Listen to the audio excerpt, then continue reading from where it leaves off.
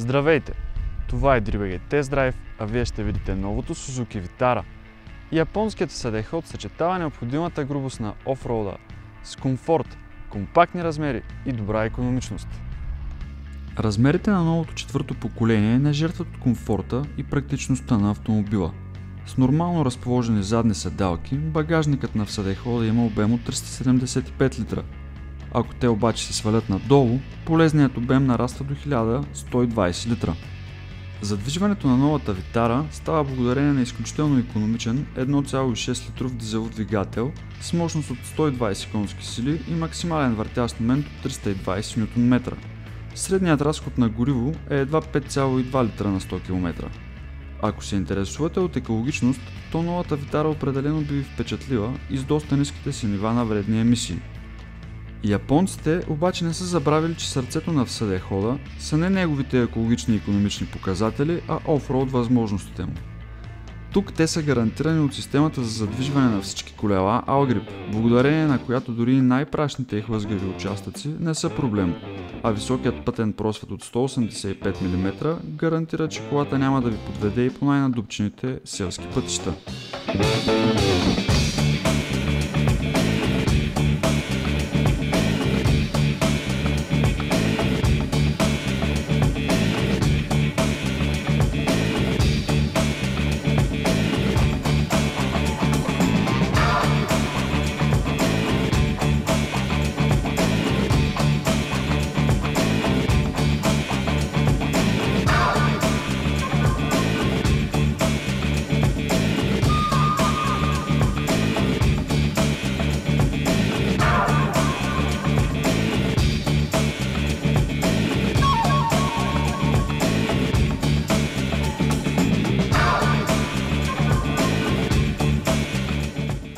Suzuki Vitara има 4 режима на шофиране – Snow, Auto, Lock и Sport.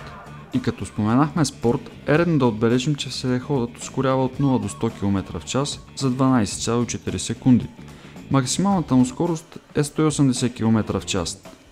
Тези характеристики може да не впечатлят любителите на високите скорости, но звучат повече от прилично предвид теглото от 1870 кг и икономичният двигател на японския SUV. Suzuki са помисли за сигурността на пътниците, като в новата Vitara за пръв път дебютира технологията Radar Brake Support. В определени ситуации изключително полезна е системата, асистираща при спускане на наклон. Тя работи само при активен лок режим.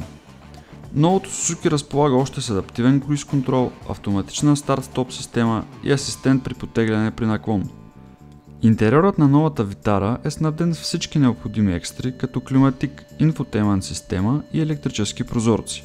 Върховата версия на автомобила има панорамен покрив, камера за задно виждане и навигация.